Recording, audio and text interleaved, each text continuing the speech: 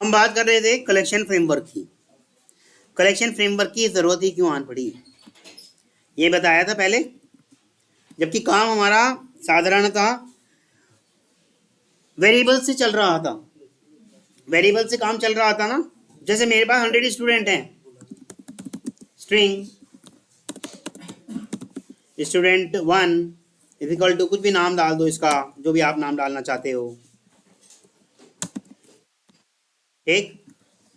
और कोई दूसरा स्टूडेंट, कोई तीसरा स्टूडेंट, कोई चौथा स्टूडेंट, कोई पांच, ऐसे करके 100 स्टूडेंट हैं, ठीक है। और प्रमोद,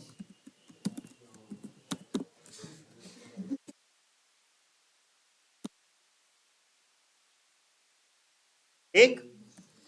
और इन वेरिएबल्स के नाम भी आपने इस तरह से रख दिए, ठीक।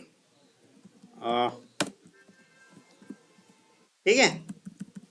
इसमें दिक्कत ही क्या थी, जब काम ऐसे चल ही रहा था तो इसमें दिक्कत क्या थी, कुछ लगा आपको?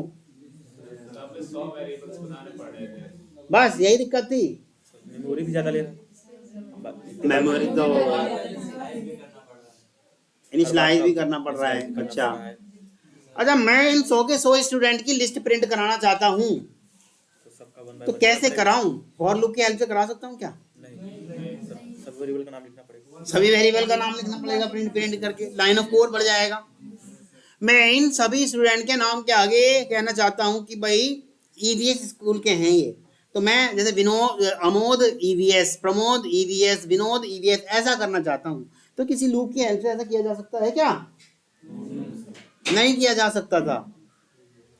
इसका ड्रॉबैक यही था, हमें कोई ऐसा वेरिएबल चाहिए था जिसका नाम तो एक ही रहे, नाम तो एक ही रहे, पर ये वाला काम भी हो जाए लूप की हेल्प से, कंडीशन की हेल्प से। तो इसको सॉल्व करने के लिए हमारे पास क्या आया, एक और आया अल्टरनेट, क्या? एरे, एरे का कॉन्सेप्ट, ठीक। एरे का कॉन्सेप्ट आया, और एरे क्या कहती है अपने आप में? फिक्स्ड इन साइज और सिमिलर डेटा एलिमेंट्स, और हाँ सीक्वेंशियल ऑर्डर, हाँ इंडेक्स्ड बेस्ड, ठीक। ये एरे की आ गई आपकी डेफिनेशन। फिक्स्ड इन साइज थी, सिमिलर डेटा टाइप थे, और इंडेक्स बेस्ड थी। इस इंडेक्स बेस वाली बात से हमने वो वाली काम कर लिया। कौन सा वाला? मान लो मैंने बना दिया स्ट्रिंग, दे दिया इसको ऐसे एरे टाइप का सिंबल दे दिया इजिकल टू न्यू, और स्ट्रिंग इसको नाम दे देते हैं कुछ स्टूडेंट, स्टूडेंट्स, और यहाँ बना दिया हमने क्या, 100 साइज का, 100 साइज का बन गया, ठीक। 100 साइज का बन गया, बन गया। फॉर लूप की हेल्प से अब मेरा मन कर रहा है कि ये जितने भी स्टूडेंट हैं, स्टूडेंट 1, स्टूडेंट 2, स्टूडेंट 3, जितने भी मेरे स्टूडेंट हैं, मैं चाहता हूं इनके नेम के साथ जुड़ जाए, क्या जुड़ जाए? ईवीएस जुड़ जाए। तो क्या करूंगा मैं, क्या करूंगा, देखो प्रिंटिंग, सिर्फ अभी प्रिंट वाला बताता हूं मैं क्या कर रहे हैं। स्टूडेंट्स क्या, आई, क्योंकि 0 इंडेक्स होगी तो 0 रहेगा, 1 इंडेक्स होगी तो 1 रहेगा, प्लस ईवीएस, ठीक। और इसको क्या कर दिया, students is equal to students I plus, कुछ गड़बड़ हुई है क्या?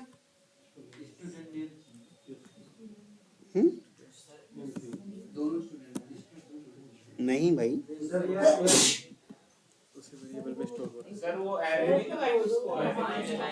ओके ओके ओके, स्टूडेंट की आयत इंडेक्स में स्टूडेंट की आयत इंडेक्स वाला लेके आओ, और उसके अंदर अंडरस्कोर ईवीएस जोड़ दो। मान लो मेरे पास स्टूडेंट के, मेरे पास केवल 4 थे, ठीक। जैसे स्टूडेंट्स, अभी केवल 4 स्टूडेंट का मेरे पास एडमिशन हुआ है। Student 0 is equal to Amod, और स्टूडेंट 1 और स्टूडेंट 2 और स्टूडेंट 3, ठीक, यही सब डाल देंगे। प्रमोद, विनोद और सुरेश, ठीक। 1 2 3 काम हो जा रहा है। सबके नाम के आगे देखो, एक सा काम कर पा रहा हूं मैं। सबके नाम के आगे मैं डाल दिया EVS। कुछ दिन बाद पता चला कि हमारी EVS की ब्रांचेस लखनऊ में भी हो गई, इलाहाबाद में भी हो गई। हम अभी जो है कि डालना चाहते हैं स्टूडेंट का नाम EVS और भदोही, स्टूडेंट का नाम EVS भदोही। और जब इलाहाबाद वाले हैं तो स्टूडेंट का नाम EVS इलाहाबाद। वेरिएबल वाला होता तो क्या हम ऐसा कर पाते? नहीं कर पाते ना। तो इसका सॉल्यूशन आया हमारे पास, क्या? एरे। एरे। परंतु एक दिक्कत थी, मेरे पास स्टूडेंट का ही काम हो रहा है बस इसके अंदर। किसी टीचर का भी काम करके देखें। टीचर 4 इज इक्वल टू कुछ डाल देते हैं। नहीं ले रहा, टीचर का नहीं ले रहा, कैसे करें भाई? अब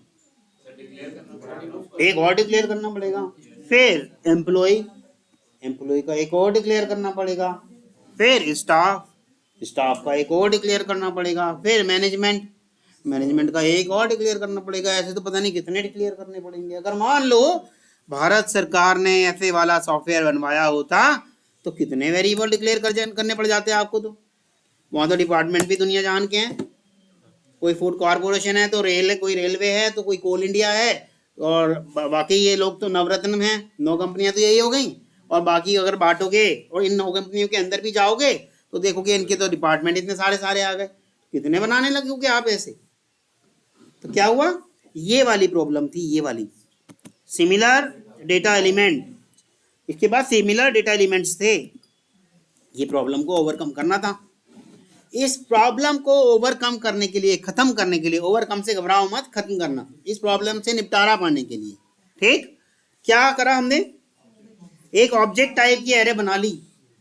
एक ऑब्जेक्ट टाइप की एरे बना ली, उसमें मैं स्टूडेंट का रोल नंबर डालूं, चाहे टीचर का नाम डालूं, चाहे कुछ भी डालूं, जो मेरा मन कर रहा है वो सब डालता रहूं, ठीक है।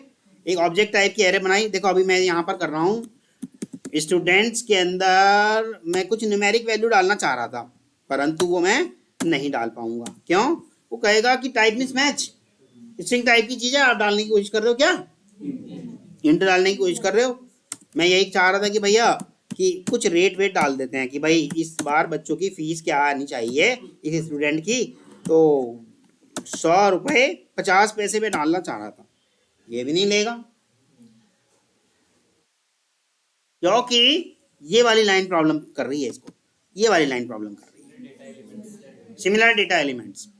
इंडेक्स बेस से तो हमें फायदा हुआ, इंडेक्स बेस से तो हमें फायदा हुआ, ये वाली चीज करने को मिल गई। ये फॉर लूप से हम बहुत सारा काम एक साथ कर सकते थे, जो कि वेरिएबल के साथ नहीं कर पा रहे थे। बड़ी प्रॉब्लम थी। एक एक करके अगर मान लो 100 थे तो 100 के 100 वेरिएबल ही जाके चेंज मारने पड़ते, और प्रिंट कराना था तो 100 के 100 वेरिएबल को ही प्रिंट कराना पड़ता system dot out dot print element में जाके। अगर आपके पास कोई अल्टरनेट वे है इनको प्रिंट कराने का तो बताइए। है, हर बार ही आपको 100 प्रिंट स्टेटमेंट लगानी पड़ेंगी, हर बार आपको 100 बार चेंज करना पड़ेगा अगर 100 है वेरिएबल तो। लेकिन इंडेक्स बेस की वजह से ये वाला आपका काम सॉल्व हो गया, आसान हो गया। इंडेक्स बेस की वजह से आपका ये वाला काम आसान हो गया, ठीक। पर प्रॉब्लम अभी भी वहीं की वहीं रह गई थोड़ी सी, क्या? Similar data type. तो इसका निपटारा पाया हमने ऑब्जेक्ट टाइप की एरे बना के। ऑब्जेक्ट एरे बना दी, देखो हट गई एरर। मैं कुछ भी डाल सकता हूं उसके अंदर। अब मैं कैरेक्टर भी डाल सकता हूं, मेरा मन करे मैं कुछ भी डाल दूं। मैं स्टूडेंट्स 6 वाली इंडेक्स पे कोई कैरेक्टर डालना चाहता हूं, ये डाल दिया, ठीक। कोई एरर आ रही है क्या? कोई एरर नहीं है, सब एक्सेस कर देगा वो। तो यानी कि ये वाली प्रॉब्लम भी सॉल्व हो गई। सिमिलर डेटा एलिमेंट वाली बात भी ऑब्जेक्ट एरे से सॉल्व हो गई, ठीक।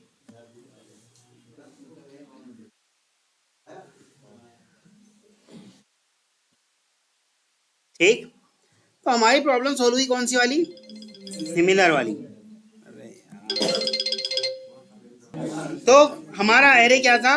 Array is an indexed collection of fix number of homogeneous data element, यही था ना? Fix number of homogeneous data element, ठीक? या ऐसा कह सकते हो एरे क्या रिप्रेजेंट करता है? अ group of similar data types, ठीक? बट एरे के साथ भी कुछ बातें अच्छी थी और कुछ बातें खराब थी। जैसे कि एडवांटेज क्या था एरे का? एडवांटेज क्या था? बहुत सारे एलिमेंट्स को हम सिंगल नाम के ऊपर रख सकते थे। देखो केवल स्टूडेंट नाम ही तो है, स्टूडेंट नाम ही तो है। अब इसमें मैं 100 रख पा रहा हूँ, देखो 100 है ना, बहुत सारे मैं सिंगल नाम से रख सकता था, ठीक? अब देखो मेरी ये स्टूडेंट एरे थी, ठीक है, स्टूडेंट एरे थी। इसी स्टूडेंट्स एरे के अंदर इंडेक्स नंबर 7 में मैं डालना चाहता हूं न्यू स्ट्रिंग, और यहां कुछ डाल देते हैं नाम, डाल दिया। हो पा रहा है? देखो काम हो रहा है। कुछ और डालना चाहते हैं हम, स्टूडेंट्स 8वें नंबर पे डाल दे रहे हैं न्यू बेसिक ऑटोमेशन। क्या हो गया? स्टूडेंट की स्पेलिंग गलत हो गई। अच्छा, बेसिक ऑटोमेशन। हाँ जी सरकार, चालू है देखो, ठीक? बेसिक ऑटोमेशन कुछ भी डाल दे रहे हैं, कोई फर्क नहीं पड़ रहा। ऑब्जेक्ट एरे ने ये वाली प्रॉब्लम को सॉल्व कर दिया कि अब वो सिमिलर डेटा एलिमेंट वाली जो प्रॉब्लम थी हमारी वो सॉल्व हो गई। परंतु प्रॉब्लम एक अभी भी बची है, ये वाली फिक्स्ड इन साइज। मान लो मैंने एक सॉफ्टवेयर बनवाया सॉफ्टवेयर डेवलपर से कि मेरा स्टूडेंट्स आ रहे हैं भाई, 50-60 स्टूडेंट आ जाते हैं, और आप 50-60 स्टूडेंट की साइज वाला एक सॉफ्टवेयर बना दो जिसके अंदर 50-60 स्टूडेंट का डेटा रिकॉर्ड किया जा सके, उनका नाम, उनका एड्रेस, उनकी फीस, उनके फादर का नाम, मोबाइल नंबर, ये सारी बातें मैं उसके अंदर रिकॉर्ड करना चाहता हूँ, ठीक? परंतु अगले साल मेरे पास 5 स्टूडेंट और आ गए एक्स्ट्रा, क्या करूं? सॉफ्टवेयर तो खराब हो गया केवल उन 5 लोगों की वजह से। या उनसे ये कहूँ अगले साल आना, इस बार मामला पूरा हो गया, फिक्स हो गया। आता हुआ ग्राहक किसको खराब लगता है? हम अपने सॉफ्टवेयर को ठीक कराएंगे ना, तो डेवलपर के पास जाएंगे, और डेवलपर मेंटेनेंस चार्ज लेगा। कितना अच्छा होता, हम पहले ही बताए थे। उस टाइम पे हमें लग रहा है कि डेवलपर ने फालतू के 50,000 मेंटेनेंस के लिए लिए, इससे अच्छा तो पिछले बार ही आया था, इससे 100 का बना दे। इस बार मैंने चला के दिखाई, मैंने कहा कि भैया एक काम करो, आप 100 का बना दो, 100 साइज का बना दो, ज़्यादा से ज़्यादा 5, 6, 10, 12 तो एक्स्ट्रा आ सकते हैं। और उसने 100 साइज का बना दिया एक सॉफ्टवेयर मेरा, 100 एरे साइज का, यानी कि स्टूडेंट का रिकॉर्ड में 100 तक के स्टूडेंट रख सकता हूँ। पर अगले साल क्या हुआ? अब मैं क्लाउड बेस्ड कंप्यूटिंग भी करता हूँ। मैं जो है अपने सिस्टम की रैम या सिस्टम की मेमोरी यूज़ नहीं करता, मैं क्लाउड बेस्ड करता हूँ। हर एक स्टूडेंट के लिए स्पेस खरीदना पड़ता है मुझे। ऐसा मान के चलो एक स्टूडेंट के लिए स्पेस खरीदने का 1500 रुपया चार्ज लगता है क्लाउड पे। 100 के लिए मैंने सोचा कोई बात नहीं, 15,000 खर्च कर देंगे, ठीक? परंतु स्टूडेंट ही 7-8 आए, बस नुकसान हो गया ये। तो अब 7-8 स्टूडेंट आ रहे हैं और हर महीने में 15 स्टूडेंट की स्पेस का फालतू में क्लाउड को पैसा दे रहा हूं। ये तो अब फिर गड़बड़ हो गई, मेरी चालाकी काम नहीं आई।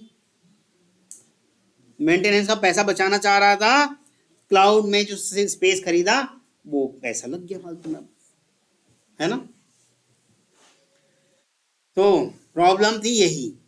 सन पीपल ने सोचा ये फिक्स्ड इन साइज वाली चीज के साथ कुछ काम किया जाए, फिक्स्ड इन साइज वाली चीज के साथ कुछ काम किया जाए। तब इस तरह की आपकी एरे हुआ करती थी, मतलब ये तो डिज़ाइन हम बना के दिखा रहे हैं, ऐसा नहीं होता कि बिल्कुल ऐसे बन के आएगा रेक्टेंगल शेप में, ठीक। ये तो वैसे ही आपको समझाने के लिए बना रहे हैं।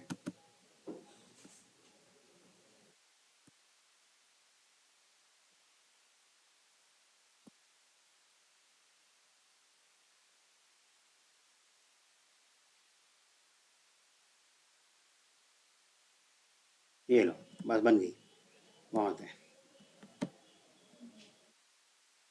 कितने साइज की एरे बनी है? 5। 4 कौन बोल रहा है? मैक्सिमम इंडेक्स 4 जरूर होगी, लेकिन साइज का 5 ही रहेगा, ठीक है। अब मुझे छठी एलिमेंट डालनी थी, छठी एलिमेंट के लिए ये फेल हो गया, लेकिन जावा पीपल ने यानी सन पीपल ने आपके लिए एक ऐसी फैसिलिटी बनाई कि इसका साइज कितना है? 5, ठीक। इसका साइज कितना है? 5। तो साइज कितना हो गया? यानी कि n, ठीक। n divided by 2 plus 1। ये एक फार्मूला लगाया, ये प्लस ना बाद में ऐसे है, ठीक। कभी नीचे वाले के साथ प्लस कर दो, बहुत सारे लोग ज़्यादा दिमाग चला देते हैं, इसलिए ये देखो इस तरह से है ये, ठीक है। n डिवाइडेड बाय 2 कितना हो गया? n डिवाइडेड, n होता है साइज ऑफ एरे, कितना हो गया? 5 डिवाइडेड बाय 2 कितना हो गया जी? 2 आ गया ना। 2 प्लस 1 कितना हो गया? 3। यानी कि पुराने वाला जो साइज था उसके अंदर 3 और जोड़ दिया जाए, तो ये फॉर्मुलेशन उन्होंने बनाई कुछ।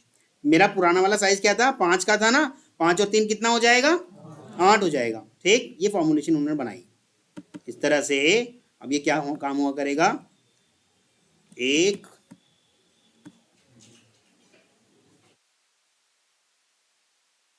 4 हो गए, और ये हो गए पूरे, ज़्यादा तो नहीं हो गए? 1 2 3 4 5 6 7 8 9। अच्छा, एक ज़्यादा हो गया, उसे भी कवर करते हैं, ये लो, ठीक है। 8 का उसने बना दिया। मान लो इनमें जो मेरे थे एलिमेंट्स में, मतलब मान लो कुछ किसी में A था, तो किसी में B था, या किसी में G था, किसी में E था, या किसी में कुछ इस तरह से थे, ठीक। यहाँ D था और यहाँ S था, ठीक।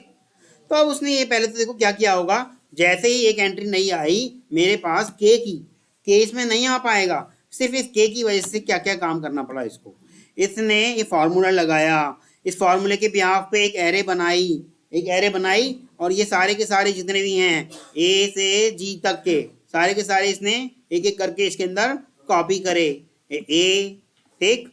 और इसको बड़ा कर लेते हैं पहले, G E D S, ये कॉपी करे, ठीक। और जो पुरानी वाली को डिस्ट्रॉय किया, तो पुरानी वाली थी उसको डिस्ट्रॉय किया, ये डिस्ट्रॉय किया, डिलीट करा, ठीक। और K को क्या करा? फिर उसने K को उठा के अपने जो भी उसके पास स्पेस दिखी वहां ले आके रख दिया, ठीक।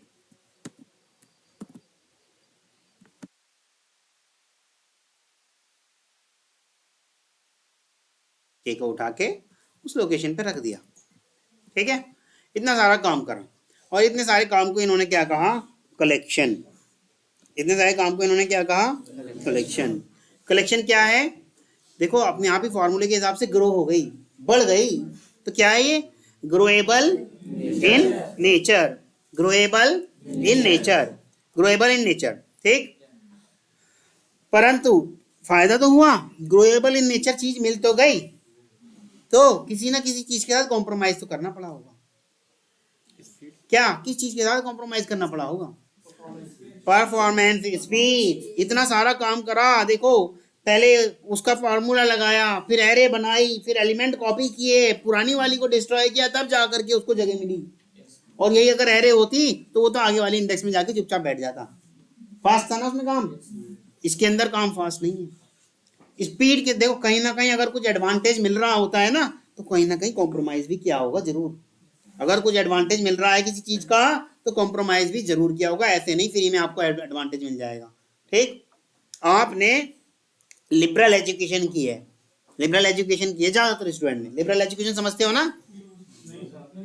एक होती है प्रोफेशनल एजुकेशन और एक होती है लिबरल एजुकेशन। प्रोफेशनल एजुकेशन में वो सारे प्रोफेशंस आ जाते हैं, जैसे कि आपका इंजीनियरिंग, ठीक, एडवोकेसी, ठीक, डॉक्टरेट, ये सब क्या है? Professional education. लिबरल एजुकेशन जो साधारणतः चलती आ रही हैं, बीए, बीएससी, है ना, ये सब क्या है? बीकॉम, ये सब क्या है?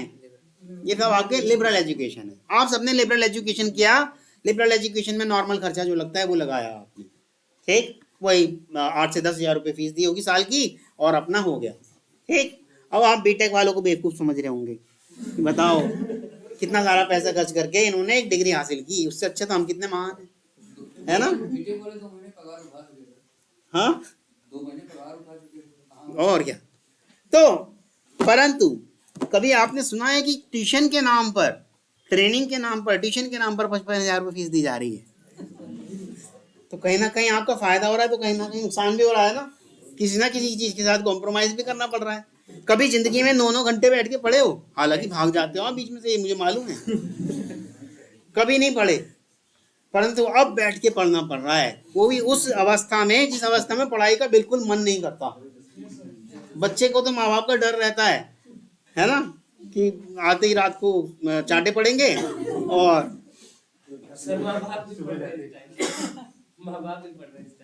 हाँ इस टाइम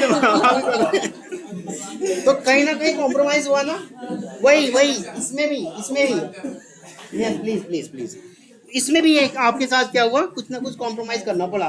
जो स्पीड थी उस स्पीड के साथ कॉम्प्रोमाइज करना पड़ा, ठीक है भाई। देखो ऐसे वाले कमेंट मत करना, कोई माँ बाप सच में ही अगर क्लास में बैठा होगा तो उसे खराब लग सकता है।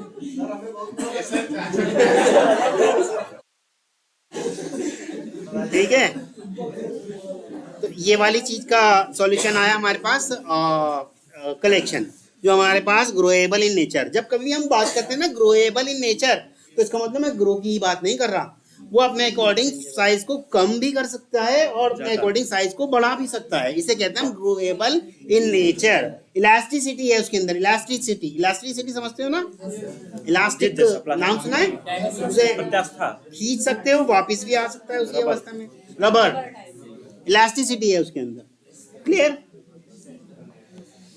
चलो अब बात करते हैं हम लिमिटेशन ऑफ ऑब्जेक्ट एरे की बात समझ में आ गई है आपकी, ठीक। तो हमारे पास आया कलेक्शन इस सब चीज को ओवरकम करने के लिए, खत्म करने के लिए कलेक्शन आया। कलेक्शन क्या था? Growable in nature, that is based on our requirement, we can increase और we can decrease the size of our, क्या जो भी हमने एरे लिया था तो एरे, या जो भी कुछ हम ले रहे थे, वेरिएबल ले रहे थे वेरिएबल, उस वेरिएबल के ऑब्जेक्ट लिया तो ऑब्जेक्ट, उसके अकॉर्डिंग हम उसका साइज बढ़ा या घटा सकते थे एज पर आवर नीड, ठीक। मान लो मैंने क्लाउड से बोल रखा था कि भाई जितने मेरे स्टूडेंट्स आएंगे उसके हिसाब से मैंने कलेक्शन लिया है, और कलेक्शन के हिसाब से मेरा कलेक्शन उतना ही स्पेस ऑक्यूपाई करेगा आपके यहाँ और ज़्यादा नहीं करेगा। जैसे जैसे बढ़ता जाएगा आप भी अपनी फीस बढ़ाते जाना, ठीक। अब मेरा जो क्लाउड है, क्लाउड अब मुझसे उतना ही चार्ज करेगा जितने स्टूडेंट का रजिस्ट्रेशन हुआ है, फालतू में एक भी फालतू स्पेस का नहीं लेगा, जो कि मेरे अभी देखा आपने यहाँ तो खैर ये कलेक्शन का ही आ गया। अगर मान लो ये 100 होते तो फालतू में इतने सारी चीज़ का मुझसे वो चार्ज कर रहा होता, ठीक। कलेक्शन इस चीज का सॉल्यूशन आया हमारे पास, ठीक। अगर मैं बात करता हूं मेमोरी पॉइंट ऑफ व्यू के हिसाब से आपको कलेक्शन बहुत अच्छा लग रहा होगा, है ना। पर अगर मैं बात करता हूं स्पीड की, तो स्पीड के अकॉर्डिंग आपको कलेक्शन बिल्कुल अच्छा नहीं लगेगा, कहीं ना कहीं कॉम्प्रोमाइजेशन हुआ है, एक जैसे ही फिल्ट्रेशन लग गया, जहां भी फिल्ट्रेशन लग गया, एक्स्ट्रा काम लग गया, वहां स्पीड के साथ, परफॉर्मेंस के साथ आपने कॉम्प्रोमाइजेशन कर लिया, ठीक है, क्लियर है। चलो ठीक है, फिर अब थोड़ा सा इनका डिफरेंस देख लेते हैं। जब कभी हम बात करते हैं एरे की और कलेक्शन की, ठीक, तो नोटपैड पे करते हैं, या चलो नोटपैड पे कर लेते हैं, ठीक। मैं एक बात कर रहा हूं आपकी एरे की, और बात कर रहे हैं हम अपने कलेक्शन की, ठीक। एरे और कलेक्शन की बात कर रहे हैं। एरे क्या है? Fixed in size. कलेक्शन क्या है? ग्रोएबल इन नेचर, ठीक। अगर हम बात करते हैं मेमोरी की बात करते हैं, मेमोरी पॉइंट की बात करते हैं, तो एरे क्या है? Array array not recommended to use, और this one is recommended to use. ठीक, क्या हो गया, कहाँ आ गया सारा? इतना सारा लिखा था, अरे वो तो ठीक था, गया सारा, इतना सारा लिखा था टू यूज। ठीक, चलो ये आया समझ में। अगर मैं बात करता हूँ परफॉर्मेंस की, परफॉर्मेंस की बात करता हूँ तो फास्टर देन करेक्शन, रिकमेंडेड। अगर मैं यहाँ बात करता हूँ परफॉर्मेंस की,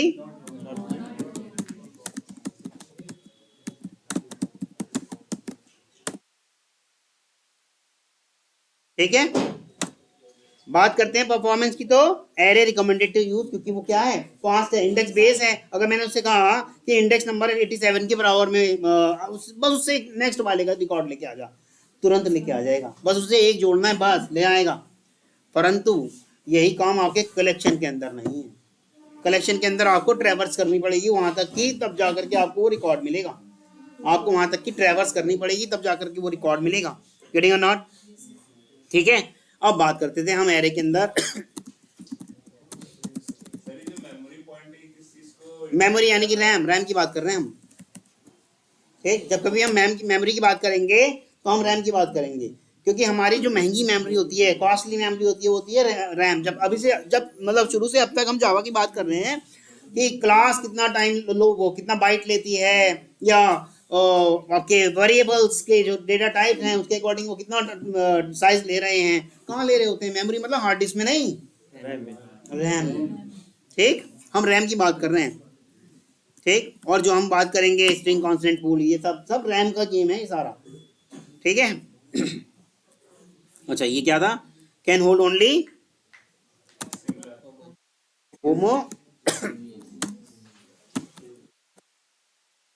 होमोजीनियस डेटा टाइप। मैं डेटा टाइप को शॉर्ट में डीटी लिख देता हूँ। ठीक है, केवल होमोजीनियस डेटा टाइप के लिए था।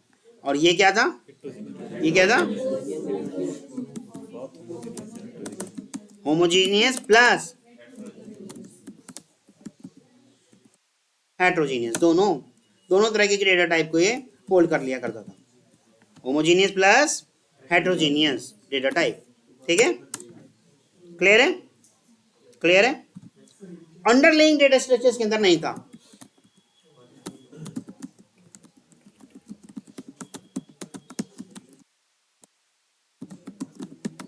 ठीक है, अंडरलाइंग डेटा स्ट्रक्चर इसके अंदर नहीं था, बट यही इसकी बात करते हैं तो अंडरलाइंग डेटा स्ट्रक्चर इसके अंदर, हाँ। और जब अंडरलाइंग मतलब इंटरनली, ठीक, अंडरलाइंग मतलब इंटरनली, इंटरनल कुछ ना कुछ डेटाबेस के ऊपर ये काम करता है, इंटरनली। ठीक, किसी ना किसी डेटाबेस के ऊपर ये काम करता है। ठीक, सॉरी, डेटा स्ट्रक्चर के ऊपर ये काम करता है।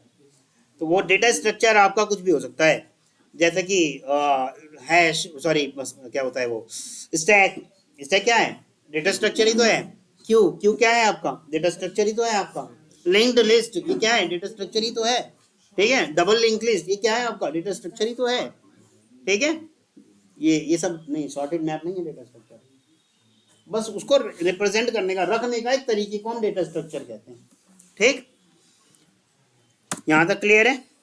जब इसके पास अंडरलाइंग डेटा स्ट्रक्चर है ही नहीं तो readymade method related to that data structure भी नहीं होंगे, तो रेडीमेड मेथड भी नहीं होंगे। हाँ, नहीं, ऐसा नहीं हो सकता। गलती से वहां नॉट लिख गया, इज देयर। ठीक है, readymade method are not there. ठीक, बट ये रेडीमेड मेथड थे, readymade method,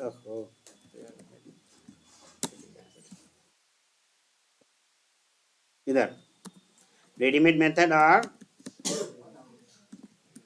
there, but based on some data structure. जिस भी डेटा स्ट्रक्चर को फॉलो किया होगा उस डेटा स्ट्रक्चर के रेडीमेड मेथड उसके अंदर होंगे। क्लियर है? जिस भी डेटा स्ट्रक्चर को उसने फॉलो किया होगा उस तरीके के डेटा स्ट्रक्चर उसके अंदर डेटा स्ट्रक्चर के मेथड उसके अंदर होंगे। क्लियर है? अब ये जो हमारा एरे था ये कर सकता था किसके ऊपर काम? प्रिमिटिव। ये प्रिमिटिव वर्ड पहली बार सुना है क्या? हाँ, प्रिमिटिव प्लस ऑब्जेक्ट टाइप दोनों पे काम कर सकता था, पर ये आपका केवल और केवल ऑब्जेक्ट टाइप पे ही काम करेगा। ये इसके लिए प्रिमिटिव अलाउ नहीं है, कलेक्शन के लिए प्रिमिटिव अलाउ नहीं है। रैपर क्लास प्रिमिटिव कहाँ रह गई? जैसे आप रैपर क्लास का नाम ले रहे हो यानी कि क्लास का नाम ले रहे हो, और क्लास कभी भी प्रिमिटिव नहीं होती। जैसे ही आप रैपर का नाम ले रहे हो तो आप उसकी क्लास पे चले गए, और क्लास कभी भी प्रिमिटिव नहीं होती, क्लास हमेशा नॉन प्रिमिटिव होती है। ठीक है, यहाँ से समझ में आया? किसी को कोई इशू? अब मैं आपको सिर्फ एक छोटी सी डेफिनेशन बताना चाहूँगा, वो मैं आपको हमेशा अपने स्टूडेंट को बताता हूँ, क्योंकि इंटरव्यू में आप जब कभी भी इंटरव्यूअर आपसे कलेक्शन का पार्ट टच करेगा तो आपको वो दो लाइन की डेफिनेशन बहुत बहुत ज़्यादा मदद करेगी, बहुत ज़्यादा। डेफिनेशन है कलेक्शन की, if we want to represent a group of object as a single entity, then we should go for collection. If we want to represent a group of individual object as a single entity, individual मतलब एक अलग अलग नहीं लिखा। If you want to represent a group of individual object as a single entity, then we should go for collection. ठीक? हाँ, जो लिखा है वही है। ठीक है, कलेक्शंस। ठीक, क्लियर है? यहाँ तक किसी को कोई इशू? यहाँ तक किसी को कोई इशू? अभी बताएंगे, उसकी भी बात बताएंगे, कलेक्शन भी और कलेक्शंस भी। ठीक, या ये समझ में आ रहा है? क्लियर है? ठीक, जब हम बात करते हैं कलेक्शंस की तो हम क्या कहना चाह रहे हैं इसको? क्लास। जब हम बात करते हैं कलेक्शन की तो हम क्या कहना चाह रहे हैं इसको? इंटरफेस। बस इतना सही फर्क है इन दोनों में, और कुछ नहीं। ठीक है, जब हम बात कर रहे हैं कलेक्शंस की तो हमारे पास क्या है? क्लास है। जब हम बात कर रहे हैं कलेक्शन की तो हमारे पास क्या है? Interface. Collection is an interface which can be used to represent a group of objects as single entity, whereas collections क्या है? Is an utility class, एक यूटिलिटी क्लास है। ठीक, कहाँ पर प्रेजेंट होगी? जितनी भी यूटिलिटी चीजें हैं वो कहाँ होती हैं? java.util पैकेज के अंदर, java.util पैकेज के अंदर होती है ना। तो कलेक्शन क्या है? एक यूटिलिटी क्लास, तो जिसके अंदर सेवरल बहुत सारे यूटिलिटी के मेथड्स हैं। ठीक, मेथड्स हैं यूटिलिटी के। ठीक है, जैसे कि मान लो आपने प्रिंट नाम का मेथड इस्तेमाल तो कर लिया, पर कहीं ना कहीं उसकी डेफिनेशन तो लिखी होगी। कहीं ना आपने मान लो जैसे हम जावा का इस्तेमाल करते हैं, system.out.print ऐसे यूज करते हैं ना। आपने अपनी नीड के अकॉर्डिंग, अपनी ज़रूरत के हिसाब से आपने कहा इतना बड़ा मैं नहीं लिखना चाहता भैया, मेरे को तो छोटा सा लिखना है, मेरे को मतलब उंगलियां दुखती हैं इतना सारा लिखने में, मैं अपने हिसाब से करना चाहता हूँ। तो आपने पब्लिक स्टैटिक वाइड कर देते चलो, और ये प्रिंट नाम का इसके अंदर ऑब्जेक्ट स्ट्रिंग करोगे तो बाउंड हो जाएगा ना। ऑब्जेक्ट str पास कराया और ये लो इसके अंदर जाके कह दिया इससे system.out.print जाकर के str को कर दे।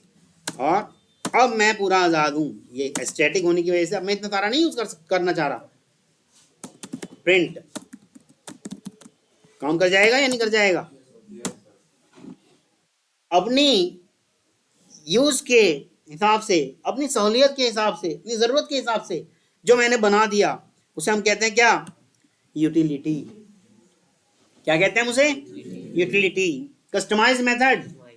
ठीक, बीटा वाले बच्चे समझ रहे होंगे, वैसे तो आप लोग भी समझ रहे होंगे क्योंकि कई सारे अब तक आप भी बना चुके होंगे। ठीक है। कस्टमाइज्ड मेथड, जितने भी कस्टमाइज्ड मेथड हम एज पर आवर नीड करते हैं उन सबको हम कहते हैं यूटिलिटी। तो जितने भी जो हमारा कलेक्शंस क्लास के अंदर हमारे पास सेवरल यूटिलिटीज मेथड है, और वो यूटिलिटीज मेथड क्या है आपके कलेक्शन में ही काम आने वाले हैं। अभी दिखाएंगे कौन सा कहाँ पड़ा है। ठीक, यहाँ तक किसी को कोई इशू क्लियर है सबको? ठीक है, प्रिंट प्रेस पे वापस आते हैं। कलेक्शन हमारे पास 9 की फीचर हैं। ठीक, ये सब याद कर लेना अच्छे से कि कितने की पूछेगा इंटरव्यूअर। भाई अगर कलेक्शन पे अगर आ गया इंटरव्यूअर, समझना आपकी उस दिन चांदी है, आपका इंटरव्यू बहुत अच्छा जाने वाला है, क्योंकि ये सारी चीज़ें आप बहुत दिन से पढ़ के जा रहे हो और तैयारी कर रहे थे कि आज पूछ लें इंटरव्यूअर, और आज आपका नंबर आ गया। ठीक, क्या है 9 की फीचर कह लो या इंटरफेसेस कह लो। ठीक है, मैं इंटरफेसेस जानबूझ के लिख रहा हूँ क्योंकि आपको पता चल जाए कि भाई वो सारे के सारे जो हम लिखने वाले हैं अब वो सारे इंटरफेसेस हैं, और उनके अंदर बाकी जो होंगी, देखो मैं वैसे तो निशान लिख भी दूंगा, जहां मैं आई लिखूंगा आप समझ जाना इंटरफेस है, जहां मैं सी लिखूंगा आप समझ जाना वो क्लास है। ठीक है, ठीक, 9 की इंटरफेसेस ऑफ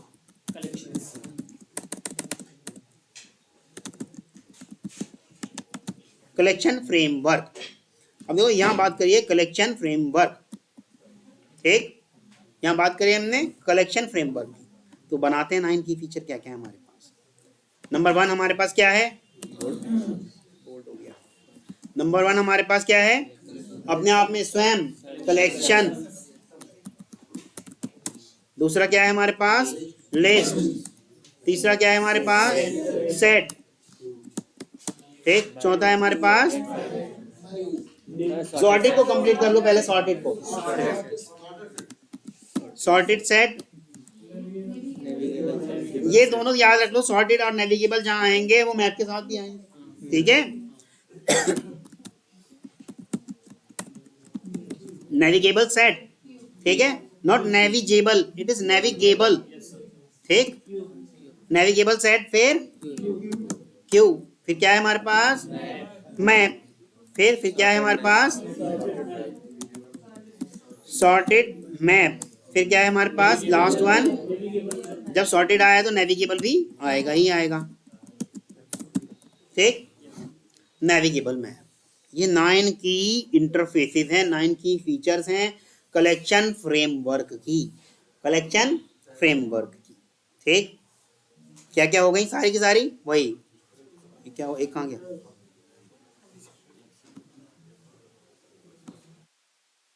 छोटा नहीं हो गया, अच्छा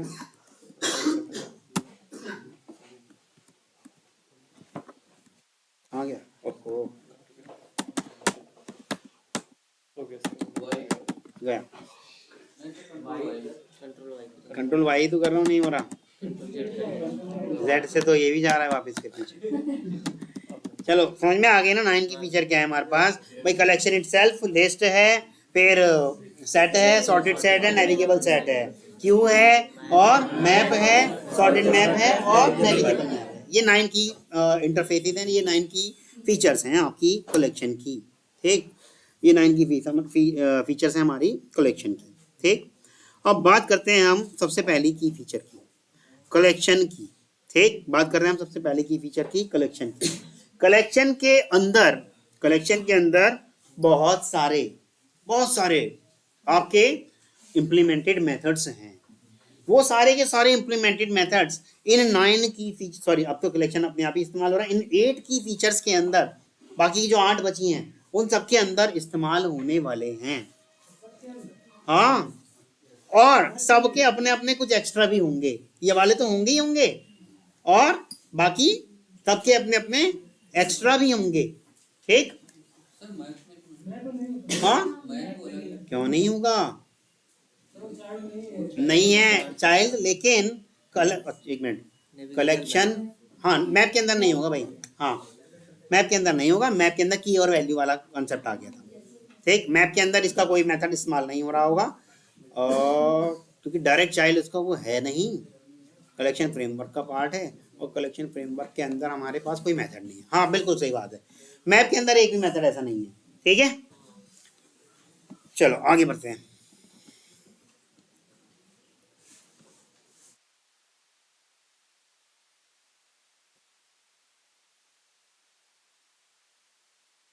कलेक्शन,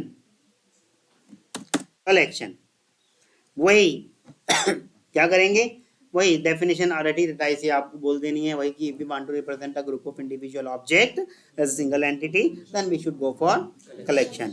यकीन मानिएगा इतनी बार बोल दूंगा इस डेफिनेशन को याद ही हो जाएगी। ये बात पूछते हैं व्हाट इज द ऑब्जेक्ट, हाँ, व्हाट इज द ऑब्जेक्ट, हाँ तो क्यों नहीं बता सकते हम ऑब्जेक्ट क्या, ये तो ऑब्जेक्ट हम जब से पढ़ रहे हैं, ऐसा मानो बचपन से हम यही पढ़ रहे हैं, बचपन मतलब जब ये क्लास शुरू हुई थी तब से ऑब्जेक्ट ही ऑब्जेक्ट पढ़ रहे हैं, ठीक है। ऑब्जेक्ट इज इंस्टेंस कह सकते हो, ठीक है। Object instance of your particular class by which we can access क्या, each and every member of that particular class, या by which we can utilize, we can use the behaviour of that class. बहुत सारी बातें कैसे बोल सकते हो, आपका जैसा उस टाइम भी याद आ रहा, ठीक है। ये तो और भी अच्छी बात हो गई, उसने देखो कलेक्शन छोड़ के ऑब्जेक्ट पे आ गया, वापस जावा पे जा रहा है कलेक्शन से, ग्रुप पे आ जाएगा। अच्छा फिर उससे आ जाता है ठीक है। तो वही डेफिनेशन लिख देंगे, if we want to represent a group of individual object as a single entity then we should go for collection, ठीक। अगर अब मैं जनरली बात करता हूं तो ये क्या है, it is root, it is root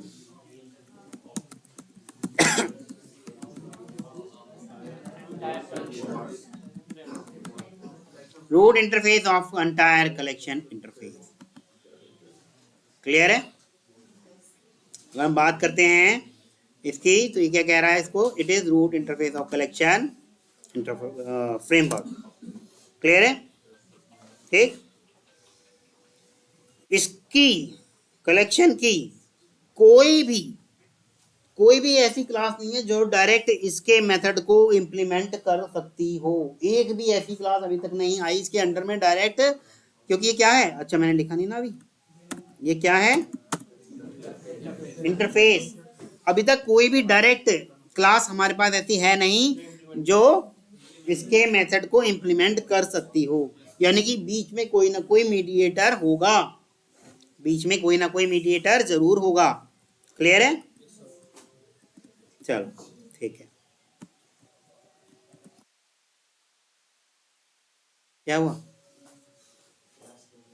बहुत हंसी आ रही है भाई।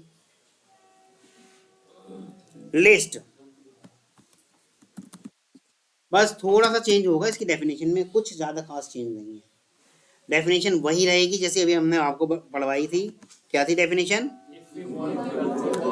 If we want to represent a group of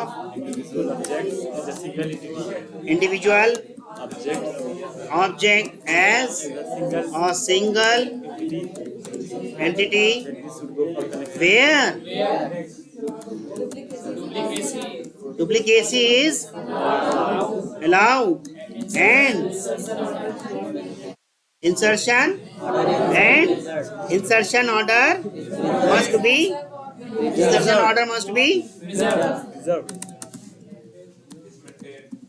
हाँ मेंटेन मस्ट बी प्रिजर्व कह लो, मेंटेन कह लो, वही है जो आपको याद आ जाए उस टाइम पे, ठीक है। देन वी अच्छा we should go for list, क्या है ये, इंटरफेस, यानी कि कलेक्शन के अंडर में आया एक और इंटरफेस, डायरेक्ट क्लास नहीं आई, डायरेक्ट क्लास नहीं आई, एक इंटरफेस आ चुका इसके अंडर में। हाँ अब इस इंटरफेस की इंप्लीमेंटेड क्लासेस होंगी, इस इंटरफेस की इंप्लीमेंटेड क्लासेस होंगी जो इंप्लीमेंट करेंगी क्या, लिस्ट के अनइम्प्लीमेंटेड मेथड्स को, लिस्ट के अनइम्प्लीमेंटेड मेथड्स को। और क्या वो एक ही क्लास रहेगी, हो सकता है 2 हो सकता है 3 हो 4 हो 5 हो, कितनी भी हो सकती हैं, कोई ये थोड़ी है कि भाई एक इंटरफेस है तो उसे एक ही क्लास एक्सेस कर सकती है, मर्जी है कितनी भी क्लास एक्सेस कर लें और अपने अकॉर्डिंग डेफिनेशन दे दें, है ना। यहाँ तक किसी को कोई इशू? यहाँ तक किसी को कोई इशू? अच्छा, 2-3 बातें और हैं इस लिस्ट के बारे में, वो आपको पता होनी चाहिए। जब आपके पास कलेक्शन का चल ही रहा है तो आप भी बड़े अच्छे से मज़े ले लेके उसको बताना, ठीक। इंटरव्यूअर ने जब वैसे तो वो थोड़े से 2-4 जावा के क्वेश्चन और ऊप्स के बाद कलेक्शन पे ही जंप कर जाता है, और जब कलेक्शन पे जंप कर जाए तो अब आप समझना कि अब वो इंटरव्यू नहीं ले रहा आपका, आप चाह रहे हो उसे बताना ये भी पूछ, ये भी पूछ, ठीक। आप चाह रहे हो उसको बताना कि आपने अपने, देखो जैसे कि अब अभी आप इन्होंने ही बताया कि if we want to represent a group of individual object as a single entity then we should go for collection interface. तो इसी में से उसने पूछ लिया ऑब्जेक्ट, हमने कहा उसे उकसाया, हमने पूछ, है ना।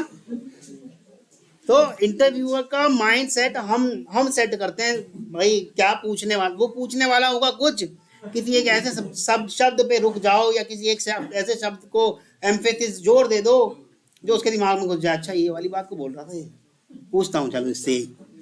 आपने मजबूर कराया उससे ये वाला क्वेश्चन पूछने के लिए, ठीक है, ठीक है। क्या है ये? इट इज क्या है? चाइल्ड इंटरफेस ऑफ कलेक्शन, ठीक। बस इतना ही बहुत है, इससे ज़्यादा क्या लिखेंगे।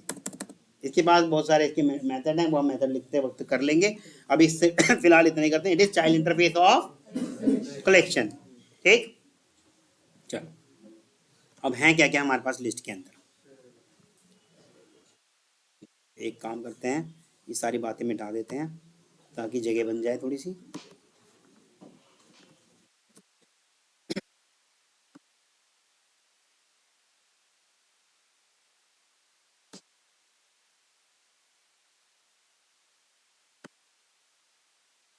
ये भी क्या हुआ?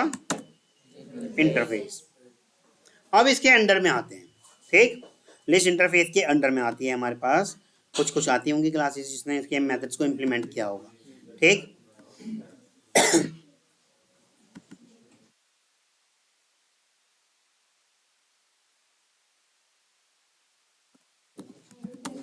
एरे लिस्ट, लिंक्ड लिस्ट और vector. But vector legacy class है, बट वेक्टर ने एक और क्लास इंप्लीमेंट की थी, स्टैक, ठीक है। ये है। अब ये दोनों को मैं राउंड कर दे रहा हूँ, क्यों कर रहा हूँ? क्योंकि ये दोनों क्या हैं? लिगेसी। अब ये लिगेसी क्या होता है? Out of trend, out of trend, अब प्रचलन में नहीं रही। यूज हो सकती है, कर लो, किसी ने रोका नहीं, यूज अभी भी हम करके भी दिखाएंगे, ठीक। बट यूज करते नहीं है लोग, क्योंकि इनके अंदर फीचर्स हैं कम, और उसकी एवज में हमारे पास लिस्ट और एरे लिस्ट में बहुत सारे फीचर हैं। लिंक लिस्ट और एरे लिस्ट की अगर हम बात करें तो बहुत सारे फीचर हैं, तो हम ज़्यादा फीचर वाले की तरफ जाएंगे ना, जबकि साइज ये भी उतना ही ले रहा है और वो भी उतना ही ले रहा है, तो उसके पास ज़्यादा फीचर है, ज़्यादा मेथड है, तो हम किसके पास जाएंगे? हम उसी के पास जाएंगे जिसके पास चीज़ें ज़्यादा हों। ज़्यादातर डेवलपर, ज़्यादातर आपके जो टेस्टर्स हैं इसी को यूज़ करते हैं, इसको बहुत बहुत कम, ठीक। लिगेसी क्लासेस, ये क्या है? Legacy classes. और ये जो जितनी भी हैं ये सब क्या हैं? ये भी आपकी क्लास है और ये भी आपकी क्लास है, ठीक है। जहाँ सी दिखा आपको वो क्लास है, ये भी वेक्टर और स्टैक, ये दोनों क्लास, वैसे लिख दिए यहाँ तो क्लासेस है ना, ये दोनों भी क्या है आपकी? ये क्लासेस हैं। वेक्टर भी और स्टैक भी, ये आपकी क्या है? क्लासेस है। यहाँ तक किसी को कोई इशू? किसी भी तरह का कोई इशू हो तो पूछिएगा, बताइएगा, ठीक है। आगे बढ़े।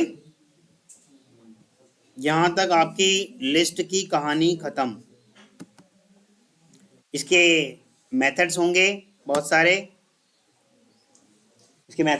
सारे, उन मेथड्स के ऊपर हम काम करेंगे, ठीक। जब मैं अभी इसके कलेक्शन की मेथड बताऊंगा ना, तो याद कर लेना कौन कौन से मेथड हैं, वो तो याद हो ही जाएंगे लिखते लिखते, ऐड वाले, पुश वाले, ये सब जितने भी मेथड हैं वो लिखते लिखते याद भी हो जाएंगे। और जब जब कोई दूसरे दूसरे आएंगे इंटरफेसेस या उनकी इम्प्लीमेंटेड क्लासेस, वहाँ मैं बताऊंगा देखो ये वाला कलेक्शन से मिला है, ये वाला इसका खुद का है। ठीक है, क्लियर है। फिर दूसरा आ गया आपका, अच्छा लिस्ट को तो लिखा ही रहने देते हैं, बाकी सेट पे आ जाते हैं। ये लिस्ट लिखा रहने देते हैं और बाकी आ जाते हैं सेट। ये भी क्या है, interface. It is also direct child of collection, it is also direct child of collection. अब बात करते हैं सेट की। अगर हम डेफिनेशन वही वाली चलेगी क्या, if we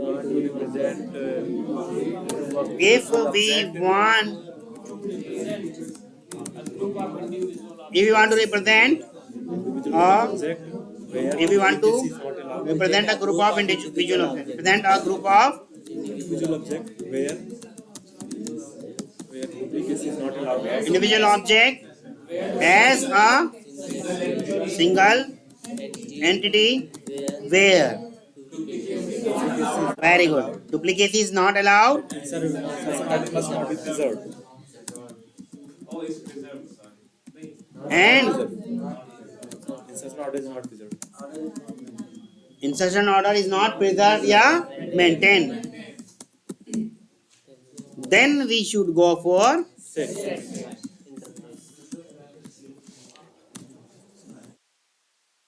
सेट इंटरफेस। ठीक, मैंने आपको वर्बली जिस दिन पढ़ाया था आपको बताया होगा ऑर्नामेंट्स, ऑर्नामेंट्स का कुछ एग्जांपल दिया था ना, याद आ रहा है। ज्वेलरी, जिनको ऑर्नामेंट समझ में नहीं आ रहा होगा, ज्वेलरी बड़ी जल्दी समझ में आ रही होगी। हाँ ठीक, तो उसमें वो क्या होता है, एक सेट होता है, पूरा एक सेट होता है ना। परंतु क्या कोई ऑर्डर मेंटेन होता है। मान लो मैं पिछले महीने रामदयाल की शादी में गया था या गई थी, ठीक, इस महीने किसी दीनानाथ की शादी में जाना है, तो जिस ऑर्डर में पिछले महीने पहना था क्या उसी ऑर्डर में इस महीने पहनूंगा? नहीं सर। तो इसका मतलब ऑर्डर प्रिजर्व नहीं है, इसका मतलब ऑर्डर प्रिजर्व नहीं है, डुप्लीकेसी, डुप्लीकेसी है। मान लो आपको एक वैसा ही दिखने वाला हार दोबारा कह दे, ये कह के सुनार कि ये इसी का सेट है। भाई मैं ऑर्नामेंट की बात कर रहा हूँ, यानी कि ज्वेलरी। अब ज्वेलरी में ये सब तो आते ही है ना, ठीक, दो चार आइटम के नाम मुझे याद है इसलिए बस वही नाम बोलूंगा,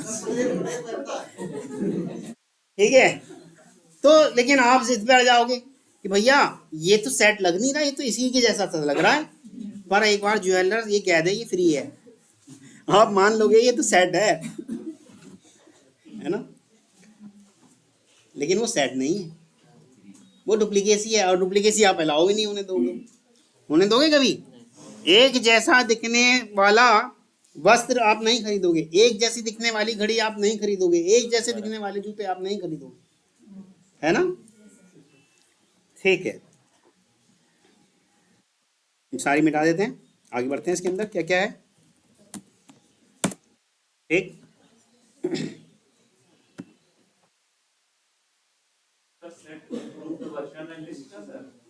किसका लिस्ट का इम्प्रूव्ड वर्जन सेट है क्योंकि उसमें डुप्लीकेसी अलाउड नहीं है। नहीं, लिस्ट का इम्प्रूव वर्जन नहीं कहेंगे, लिस्ट के इम्प्रूव वर्जन जो है या लिस्ट के इम्प्रूव्ड इम्प्लीमेंटेशन उसी क्लासेस को ही कहा जा सकता है, उसके चाइल्ड को ही कहा जा सकता है, वो एक अलग चीज़ है, ये अलग चीज़ है। हाँ, इसको ये कह सकते हो कि कलेक्शन का इम्प्रूव्ड वर्जन कह सकते हो, ठीक है, लेकिन लिस्ट का इससे कोई लेना देना नहीं। लिस्ट एक अलग चाइल्ड है, सेट एक अलग चाइल्ड है, ठीक।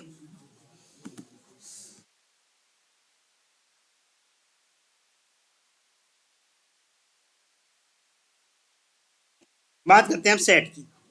सेट के अंदर में हमारे पास क्या क्या आ रहा है, देखिएगा, आ रहा है सेट। अब ये हैश क्या होता है, जब मैं हैश सेट पढ़ाऊंगा आपको बताऊंगा, हैश कोडिंग होती है कुछ, शायद मैंने बताया भी होगा जब कभी क्लास का एड्रेस प्रिंट कराया होगा, याद है @ करके कुछ आता है ना, 6 to 7 डिजिट का। हाँ हाँ हाँ, ठीक। सेट ये क्या है, ये क्लास है, हैश सेट क्या है आपकी क्लास है, और एक क्या है जहां भी एक बात ध्यान रखना, जहां पे हैश चीज आ जाएंगी वहां पे लिंक्ड वाली हैश सेट भी आ जाएगी। जब मैप में भी अगर हैश मैप होगा ना तो वहां पर भी लिंक्ड वाला हैश मैप आ जाएगा। ठीक, लिंक्ड वाला जरूर आएगा। ठीक, लिंक्ड हैश सेट, बस दोनों में फर्क इतना होगा, वो डेटा स्ट्रक्चर फॉलो करेगा हैश टेबल की, और ये डेटा स्ट्रक्चर फॉलो करेगा हैश टेबल के साथ साथ लिंक्ड लिस्ट की भी। नाम आ गया ना, देखो ये देखो, हैश टेबल के साथ साथ लिंक्ड लिस्ट की भी डेटा स्ट्रक्चर फॉलो करेगा। तो ये भी क्या आ गई आपकी क्लास, ये भी हो गई आपकी क्या क्लास। ठीक, आगे बात करते हैं, क्या है हमारे पास अब सॉर्टेड। सॉर्टेड मैप में भी आएगा, ये याद रखना। ठीक, बस मैप की जरूरत हमें इसलिए पड़ी थी कि हम चीजों को की और वैल्यू के बिहाफ पे प्रेजेंट करना चाह रहे थे, वरना हमारा काम तो सेट तक भी चल जा रहा था। ठीक, सॉर्टेड सेट। अच्छा, ये जो सॉर्टेड सेट है ये आपकी क्लास है क्या? नहीं, अभी तक ये क्लास नहीं है। ठीक, फिर आ गई आपकी नेविगेबल, थोड़ा सा इधर कर देता हूँ। नेविगेबल सेट, ये भी आपका क्या है? अभी तक देखो हम कितने इंटरफेस की बात कर चुके।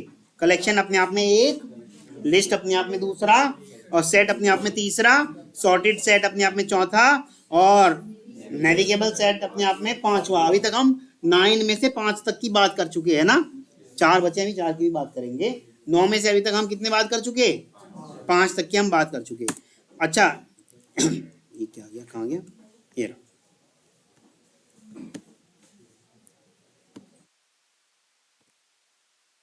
अब बात आती है इन दोनों की, भाई सॉर्टेड सेट के मेथड जो है अभी किसी ने भी इम्प्लीमेंट नहीं करे, और नेविगेबल के भी अभी तक किसी ने भी इम्प्लीमेंट नहीं करे। नेविगेबल क्या, आपने शब्द कई बार सुना भी होगा, नेविगेशन सुना है ना।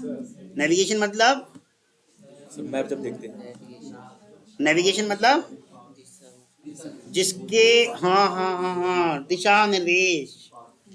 लेकिन हमारे इसके अंदर भी नेविगेशन के कई सारे मेथड होते हैं। जैसे दिशा निर्देश के अंदर east west north south, south east north east, ऐसे करके है ना कई सारे निर्देश, ऐसे इसके अंदर भी होते हैं। Forward, backward, like this, next, back, वो सिलेनियम में रिफ्रेश, मैं फॉरवर्ड बैकवर्ड की बात कर रहा हूँ बस। ठीक, वो सिलेनियम है, सिलेनियम वाला नहीं कह रहा मैं रिफ्रेश। ठीक, क्या आया, ट्री सेट, ये इंटरफेस नहीं है, ये क्लास है, इनकी इम्प्लीमेंटेड क्लास, जिसने इसके मेथड्स को इम्प्लीमेंट किया है, जिसने इसके मेथड को, जैसे कि अभी ये डायग्राम बनाया ना सेट का, ऐसा ही डायग्राम अगर आपने लिस्ट का बना रखा होता और फिर बाद में जोड़ देते आप अपना क्यू का भी और मैप का भी, ये पूरा का पूरा अगर आपने बना के भी दिखा दिया,